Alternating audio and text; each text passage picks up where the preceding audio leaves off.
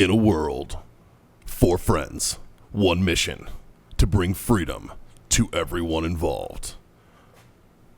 Dude, what the fuck are you doing? Doing a thing for the podcast. Dude, just say the name. Fine. It's the Freedom Friends Podcast.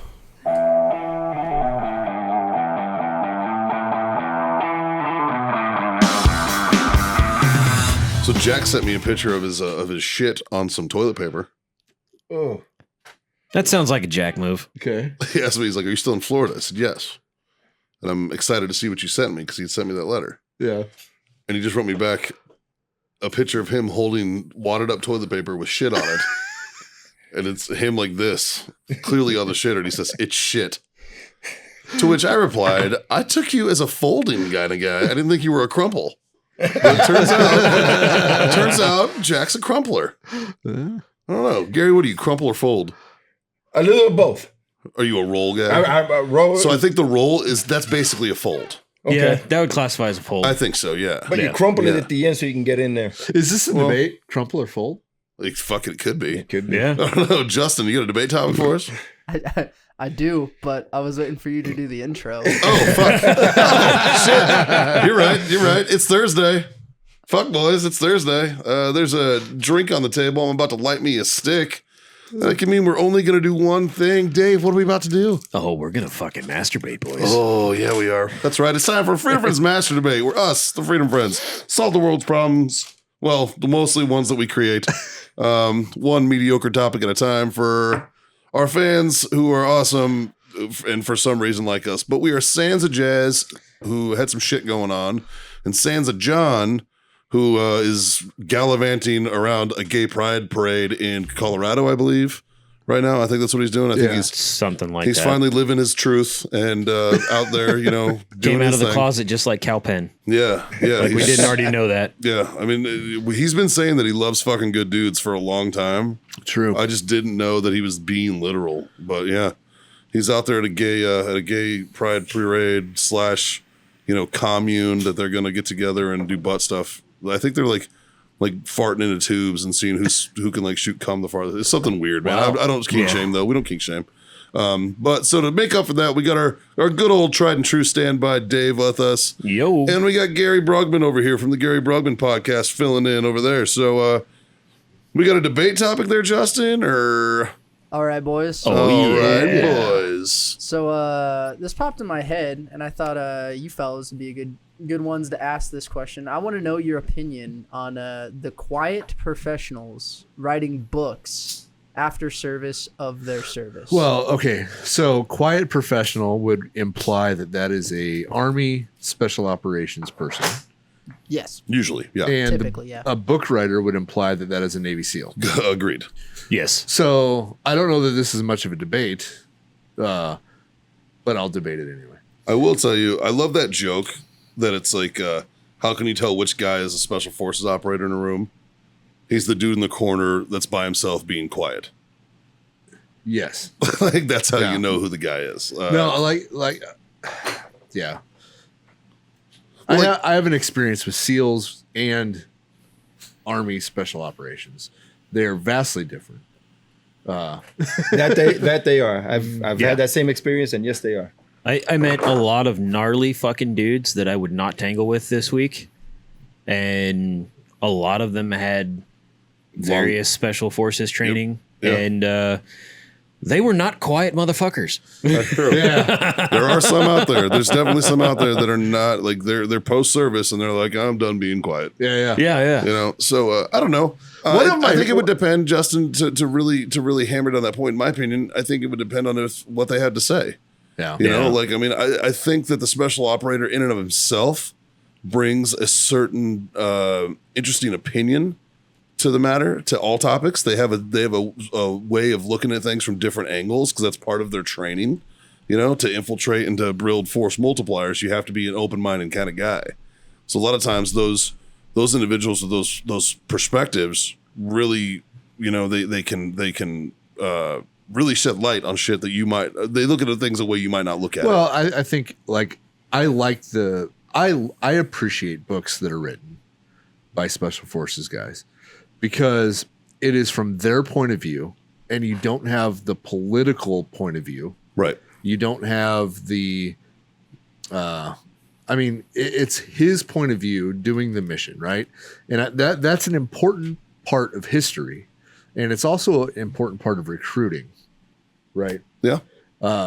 If the Navy SEALs were quiet professionals, it'd be a lot harder for them to recruit. But because they're loud, hey, look at me, Well, barrel-chested frogman. yeah, Mm-hmm. you know, they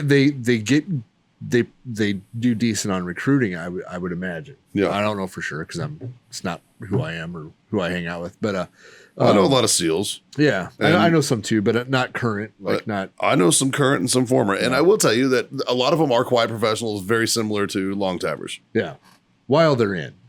A lot of them are not. But I think part of Navy SEAL recruiting I think they recruit more of the people who want to put a check mark in a box, and aren't so much there for the long haul. This is actually what I want to do. It's more like I want to say I was a Navy SEAL because it'll open a ton of doors for me. Yeah, that's true. I think to add to that one though is there might be that mentality of, is this something that I am capable of doing? Yeah, as well. Yeah. Well, I think that's any special operations.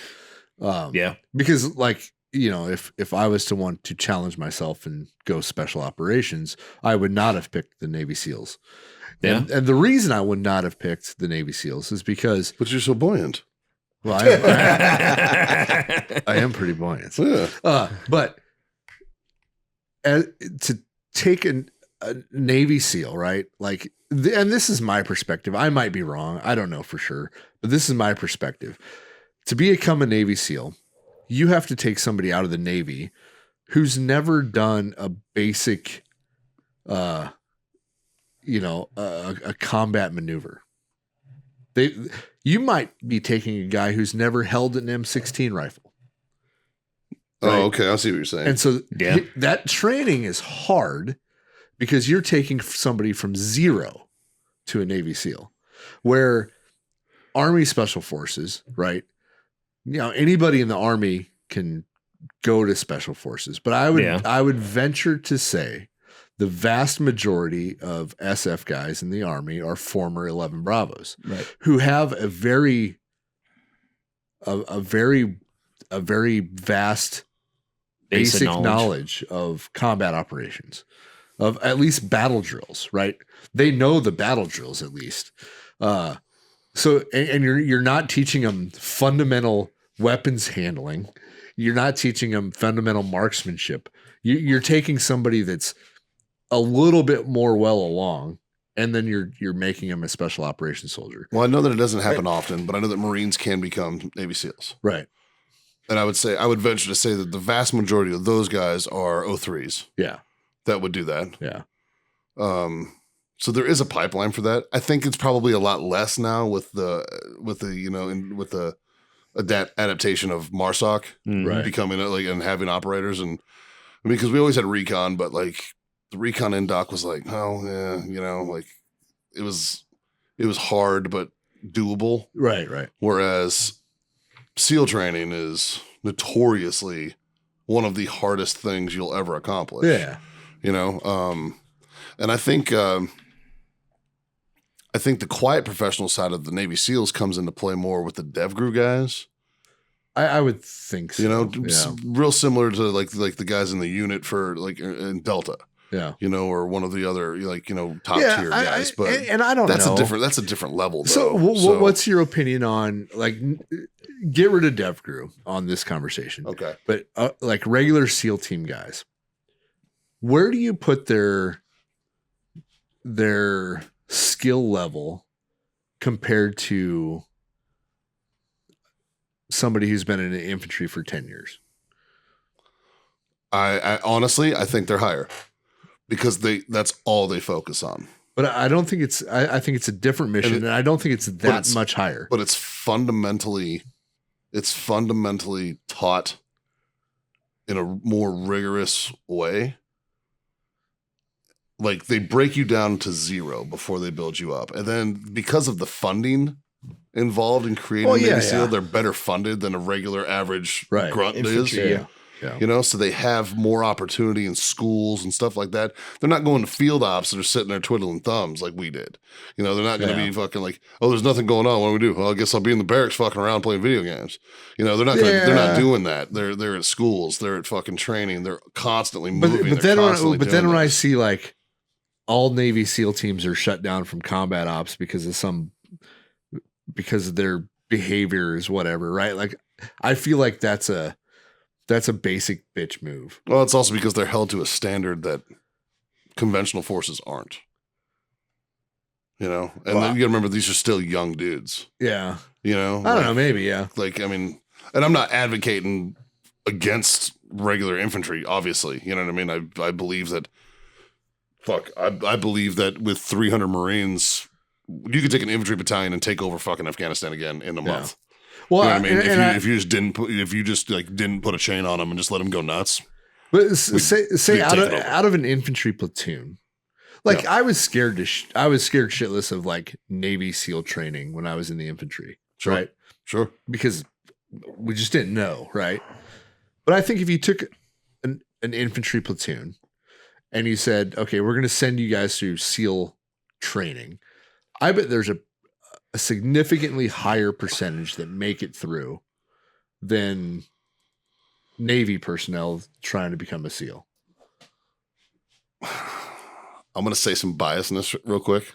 I think if you took a Marine platoon and an Army platoon, I think the Marines would vastly outperform because of our water training and because of our ability to move in the water. But what if you flip that and send them through selection? Like a platoon of Army grunts or a platoon of Marine grunts, and you send them through selection. Which do you think will shine? It'd probably be pretty similar. I think it'd be pretty even. Yeah, I think it'd be pretty even. And I think like we did a lot of water training on our own. Like I think if you took like Army Rangers, but they've already been through Ranger school. But let's say you took like Army Rangers and Marine Recon though, and put them against each other. I think that would be really even too. You know what I mean? Conventional grunts be real even. Army Rangers Recon real even. You know, I mean it's kind of because they all kind of follow the same tier. Yeah. You know, like so it kind of sounds like you're coming from the mindset aspect where both sides of that coin go into it with the understanding that this is gonna suck. Oh, we all embrace the suck, sure. Yeah, well, I mean, you just push through. I think the reason I'm saying this is the experience you have in the infantry. Yes. Is you already understand what suck is. So you're saying if you took like a regular infantry platoon against a platoon of ragtag individuals from the Navy that had never done this, right? Just regular Navy guys, a regular infantry platoon would outperform. I think so. Probably just because they would understand.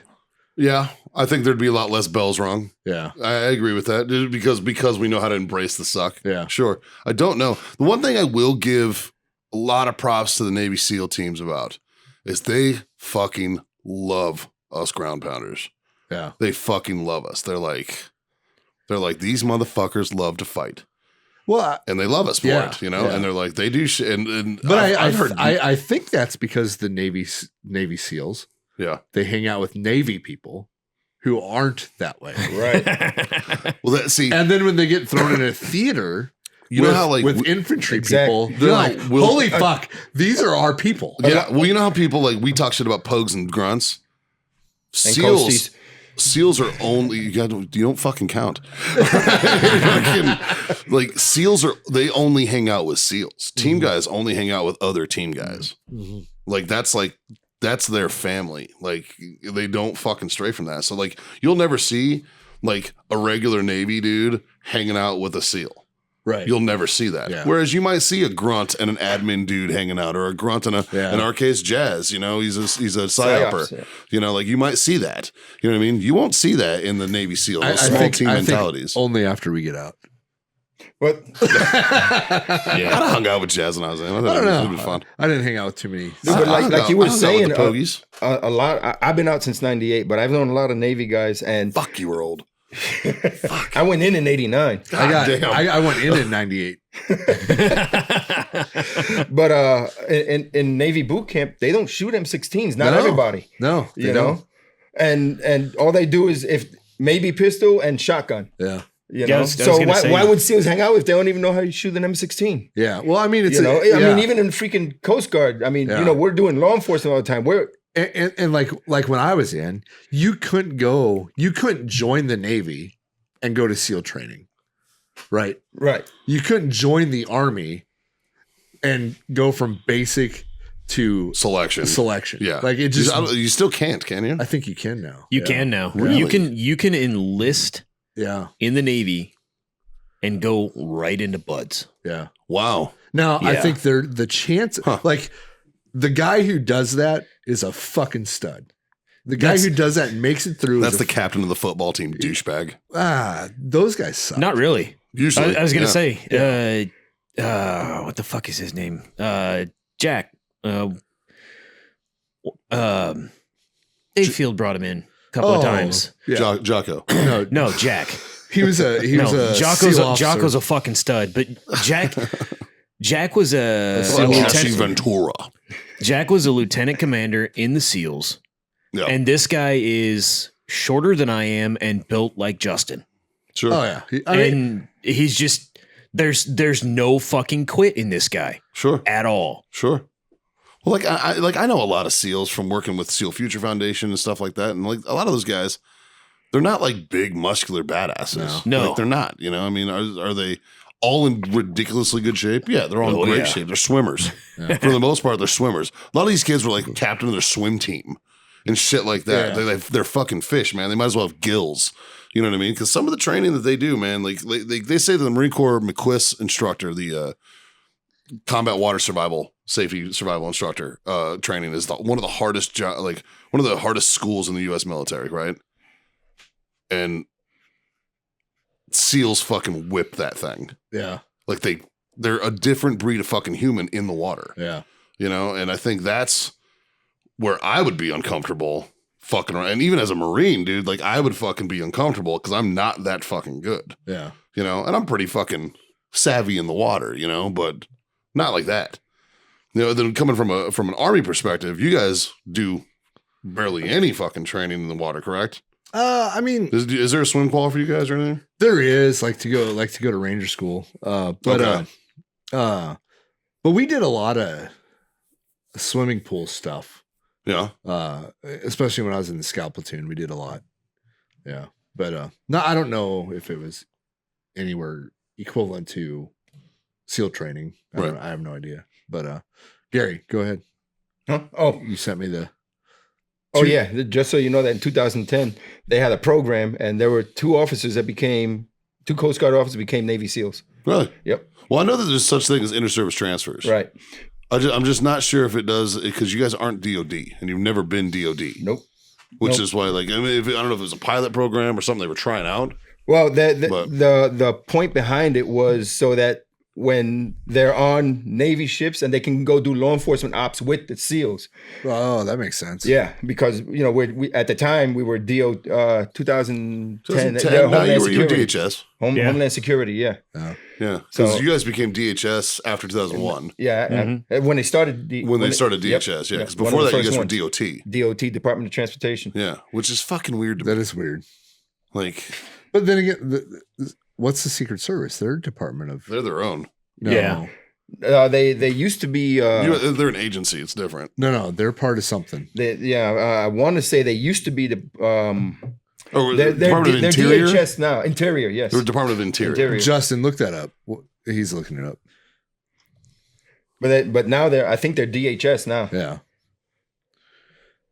Yeah. But as far as going back to the actual debate here about being a quiet professional and writing books and whatnot, Secret Service is part of Homeland Security. what were they? Was it Oh, well, was it? My bad. Sorry. Working on that. Yeah. Department of the Treasury? I think. Yeah. Treasury. That's what it Yeah, was. yeah. Treasury. Yeah, yes. it was something weird. But going back to the debate, I think there's a time frame that being a quiet professional means you don't write a book, Yeah. right? I agree. once that time frame's up, write your book. Yeah. Write your book. Tell your experiences. And if it's awesome, I hope it gets picked up into a movie because I like to be entertained. Well, let's get the history out there. Yeah. You know, I know a guy in Houston, a Marine, that says he doesn't like to watch war movies and stuff like that, but he loves reading the books that people write. Yeah. Yeah. So I can understand that. I can get behind that. We get guys like Jack Carr. You know, he's the one that did the Devil's Hand trilogy or the Terminalist, excuse me. And that one's actually Amazon Prime, I think, is doing that. Isn't he a fiction writer? Mm-hmm. Yeah. Yeah, but he was prior SEAL. Yeah. But he's one of those that like researches to the umpteenth degree as he writes the book too. Yeah. So I don't know. I have no experience to offer on that one. Personal interpretation. I think it kind of coincides with you. You don't see books coming from active duty operators. Well, you can't. Yeah. Yeah. Yeah. That So- Unless they have pen names, which some of them do that well, shit. but if you're writing the book, right? Like write the book, but don't tell our technology, our secrets. Like, you have to, Yeah.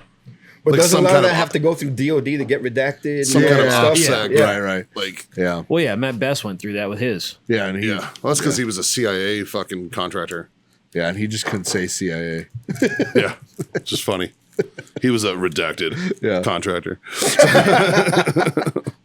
I still like when Evan talks about working for 3-letter agencies. I think that's the greatest. That's just, I laugh every time I hear it. He's like, I did things with 3-letter agencies. Yeah. So did I. So speaking of books, I got a friend of mine who wrote a book. His name's Victor Avila. He was one of the HSI agents that got ambushed in Mexico when they killed Jaime Zapata. He was his partner. He got shot 3 times with AK-47. Wow. And I've known him for a few months, and I just had lunch with him on Saturday, and he wrote a book. And he was telling me about it, and everybody's getting on my ass to write a book because now I have a new ending to it. God damn it. So Yeah, you Yeah. just added more chapters to the Yeah. book you already The writing, last man. sentence of your book has to end with ... Yes. Like, you know what I mean? Yep. Uh, And for some reason, I have a habit of doing that every time I text too. Yeah. I did too. I'm a big fan of the ellipsis. Yeah. Yeah. No, I'm a big fan of the ellipses. Yeah, I think the last sentence of your book is like, well, and that was yesterday. So ... Yeah. Like I have a buddy of mine who I met through. Well, it's funny enough. I met through Carl from Tactical Rifleman, and he writes under the pen name Angry American. Have you ever heard of Angry American? I've seen that. So he writes under the pen name. He's written 11 books. He's a fucking great dude. He's cool as shit. His wife is a huge sweetheart. Like, I mean, everybody's like, they're all real nice. His name's Chris. Super nice dude. Wants to come on the podcast. He does. He's interested in coming on the podcast. He's a pretty popular dude. Yeah. Yeah. He's interested in coming on the show. And I invited him out here. He was like, dude, you have an open invitation. We record Monday nights. Bring it on down. Right. And I don't believe he's a veteran, but he writes under a pen name for the purpose of security. And I think that's a good mentality to think of for a veteran that has an interesting story Yeah. to maybe protect all those involved. Yeah. Like, I believe that you should always change the nuts and bolts, right? Like, you should always make sure that one, like people who you're talking about in these books have families. They have fucking livelihoods So, and shit. And like, I don't like perpetuating cancel culture especially if you don't want to. So like, you can't write a book about, let's say John and me and you and Dave and Gary, we all go out and we're fucking like, on a patrol and I fucking smoke a dude and it turns out he didn't have a gun. So you're like, fuck it, man. I got this AK. Let's do a drop weapon. And we write this fucking story about our experience. And next thing you know, it's like, I know what you did last summer, but it's with fucking, military members. And it's like, dude, you just blew up everybody's spot and now we're war criminals. Yeah. But if you do a pen name and you're protected and you change other people's names to protect their families, I think that's important. Yeah. So I think the elephant in the room is I'm drawing a blank, but I know you guys will remember who shot Bin Laden. Rob O'Neill. Rob Rob O'Neill. Okay, so Rob O'Neill Allegedly. No, I don't think it's. He claims it. He claims it. O'Neill, the Navy SEAL. He's one of 6, I think. Yeah, I happen to know a lot of dudes that were on that raid who respectfully disagree. So my point is, Yeah. he wrote this book, and he caught a lot of hate for it, Yeah. right? But I don't hate on him for writing the book. Did he shoot bin Laden? I don't know. Yes, he did. He shot him. So did everybody else. Yeah, I'm sure. And the dog chewed on him and the fucking, like, I mean, Right? you know what Rob O'Neill did? He shot him in the face and fucked up positive ID after somebody else had already shot him in the chest like 6 times. Okay. That's what he did. Well, I mean, And that's why he Right. got a fucking burial at sea. That's my assessment. I have no idea. Yeah. I And I wasn't- don't know for certain. I wasn't there. You weren't there. Yeah, Right. I don't But know for we've certain. all heard these stories, right? I've heard from pretty good sources. Right. Like, Yeah. pretty good sources. But I'm just saying, like, you know, so Let's just hope bin Laden don't surface in another 2 or 3 years. I don't think we got to worry about that one. I'm sure if we all walked into the room, we would have all shot bin Laden several times. Oh, yeah. 100%. Yeah. Yes. And maybe, like, he doesn't claim, I think he claims to have killed bin Laden. So if he shot him in the face, maybe he was still twitching from all the other ones. Like, you never Maybe. know. Maybe. Never know, right? Yeah. Yeah. That's not how, like, for a guy who knows ballistic better than almost anybody I know, that's not how this works. He got you on that one. The cavities you on coming out that of those one. cans. I don't want to be the guy who starts the controversy again. Like, I don't care. I don't care. I'm glad the motherfucker's dead. I I don't appreciate- really give a shit who specifically did it. And I appreciate the book, and I don't fault O'Neill for writing it. I think the problem is that he took credit instead of giving it to the team. Well, I think that's where the fucking I think that's why I've heard that a lot. I think that's why the small team guys all turned on him, because he took credit instead of giving the team credit. yeah. You diminished the accomplishment of everybody there because you wanted to fucking get some glory, But on the other hand, make some money he's the only one that wrote the book. for good reason. But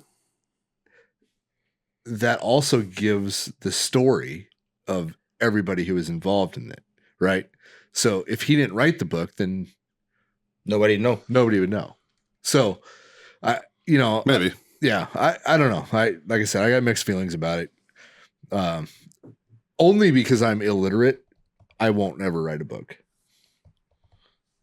You should. So I'm a quiet professional. I appreciate that. I'm actually writing a book right now. Are you? I've been writing a book for years.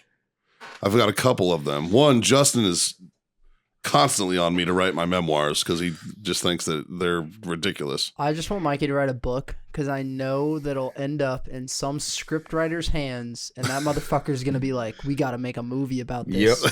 It's holy fuck. I've had a weird life. It's gonna be like Bert Kreischer getting discovered. Like they're gonna read Mikey's book and be like, "We got to make a movie out of this." I gotta tell you, Mikey, I just hit 55 years old. There's more.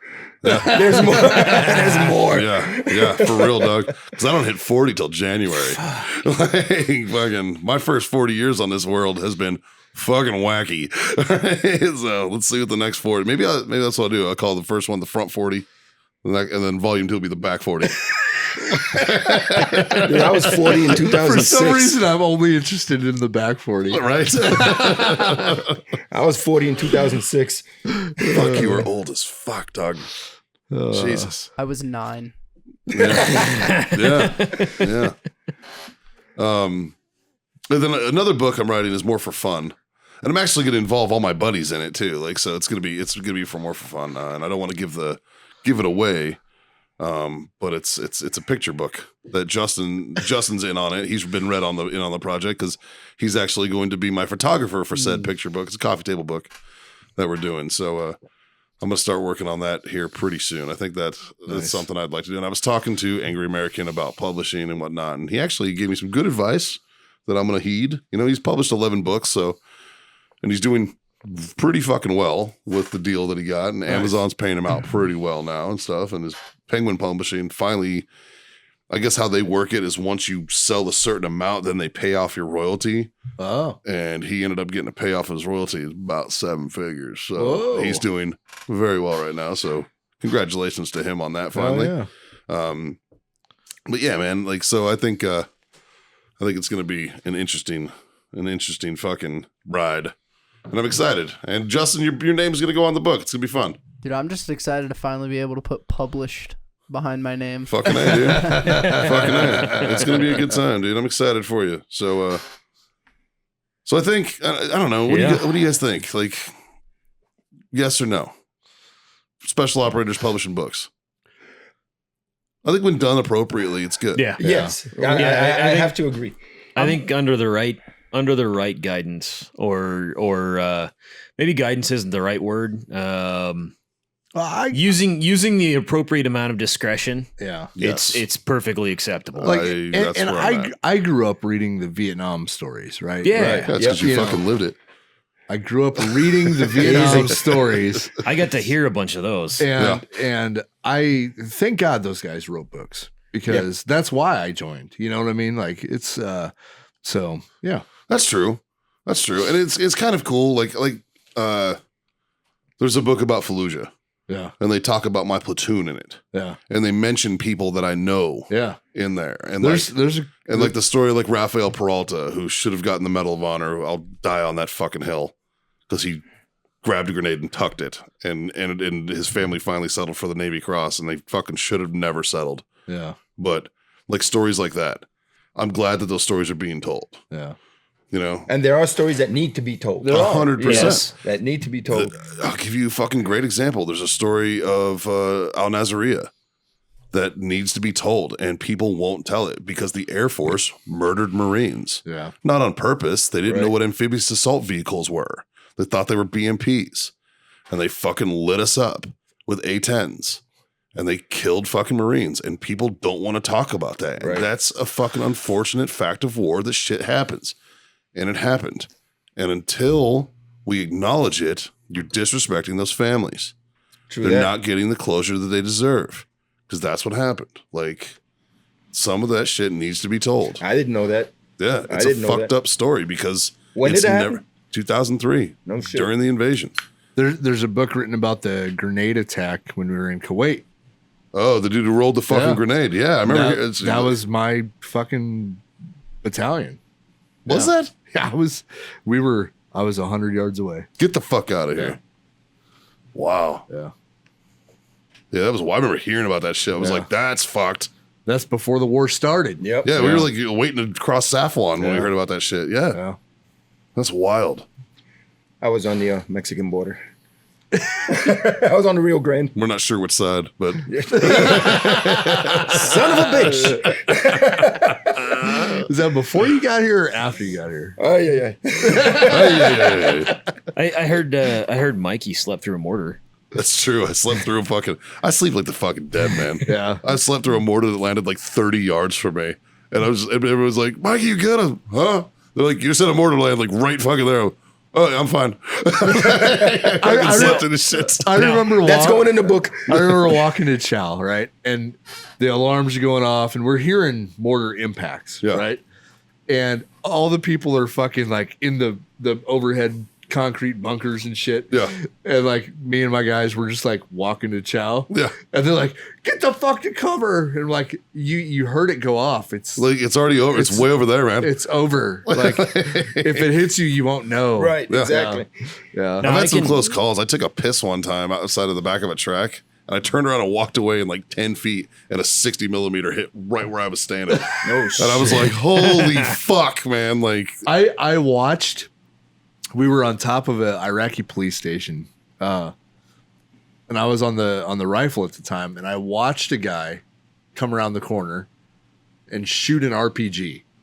And this was it was so fast I couldn't react to it, right? But when an RPG goes off, it's loud as fuck when it's fired. yeah.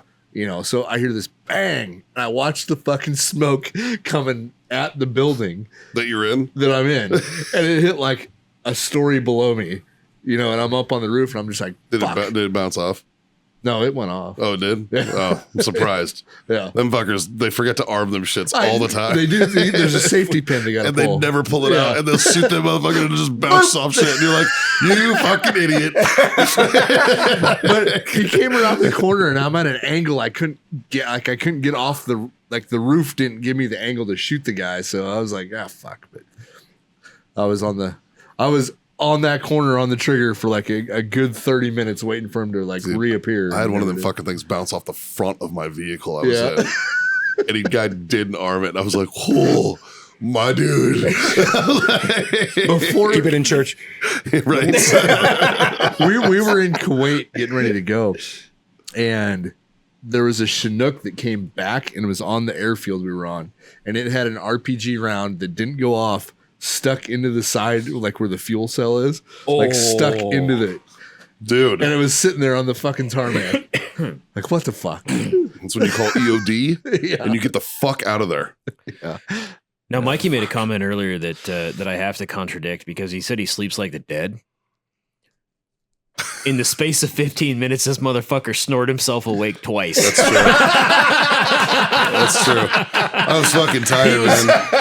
He was dog ass and tired, like I was on fighting the it on the drive. Oh my God. Were you drinking? The night before I had been, but then I'd got up. It was the last day we were there. It was yesterday. We got up. We were headed up to Jack's to grab a hotel up in Jacksonville next to the airport, and we're driving down the fucking road, and it's just like burp, burp, burp, burp. Yeah. And I'm like, dude, pull the fuck over. Everybody's One like, of us he's will like, drive. dude, I'll drive, man. I was like, cool. And then lo and behold, I find a Buc-ee's. Yes, And I'm in like, Florida. I'm like, Oh, I know exactly where that is. I'm like, we're fucking going to Buc-ee's. So I pull into Buc-ee's and fucking like, because we were with some dudes who'd never been to Buc-ee's before. And I'm like, you're getting those beaver nuggets. You're doing this. You're doing that. Dude, Like, is I'm that Buc-ee's that got like the parking lot that you have to zigzag? it's a weird fucking Yes. parking lot. Yeah, it is. Yep. Yeah. I went there with your trailer. $12.50, motherfucker. Buc-ee's don't have a toll. Well, it is funny because I made a comment about the parking lots at Buc-ee's because the one here in New Braunfels, every time I drive through it, it's like Mad Max Fury Road because everybody's just like, we live, we die, we live again. Everybody's driving like nuts. And it's like, fuck, man. Like, but yeah. So we went to Buc-ee's and Dave was nice enough to drive the rest of the way. He climbs into the fucking passenger seat. We're rolling. He makes it about 10 minutes, and he's out cold. He's just fucking hanging on the oh shit handle, kind of. And he's like, fuck, guys, I think I just snored myself away. I was like, fuck, that was a loud one. Sorry, boys. And everybody starts laughing at me and shit. And I did it was, oh, fuck. Sorry. He fucking falls asleep again, makes about another 5 miles down the road, does it again. We just, Time to recline your chair. oh god, that was great. Well, I we had a couldn't do fucking- it because we had 750 pounds of dude in the back seat. That's true. So does that mean you're now the silent operator? No, Oh, no, I wouldn't be good at it. I wouldn't be good at it. All right, let's wrap this. Yep. Yes. Fucking A. Brought to you by warfightertobacco.com. Use that code FTFO. Get yourself that fucking sweet 15% off, which stands for freedom the fuck on. goddamn right.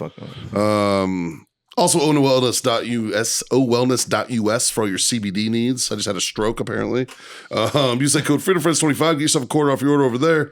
And check out our good buddy Gary Brugman over on his podcast. Gary, thanks for sitting in on this one again. You can find him at the Gary Brugman podcast.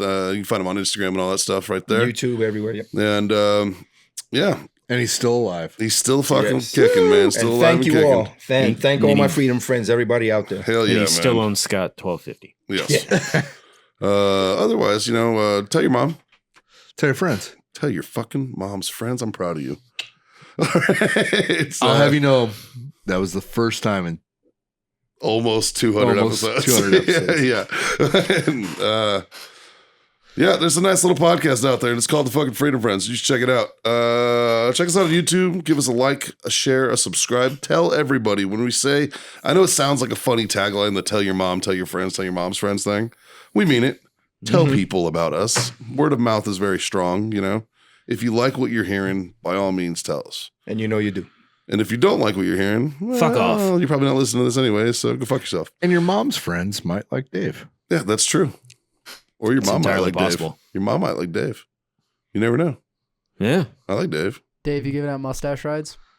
$5. all day long. didn't know you were a hooker. That's weird. So, Dude, I spent all week hooking. Come on. but I'll raise my glass. That's what he pays. He pays $5. There it is. And I'll say thank you for being my freedom friends. Speaking of which, how's that coffee soda? It's interesting. I'll take your word for that one. Yeah. Yeah, it's interesting. It's not bad. But it's 3 little pieces of advice that we like to give out around here. Words to live by, if you will, a mantra, you could say. And it just consists of 3 little things. Gary, why don't you hit him with the first one? Smoke on. Dave? Ironic. Drink on. God damn it, boys. Freedom the fuck on. We'll see you next time. Have a great week.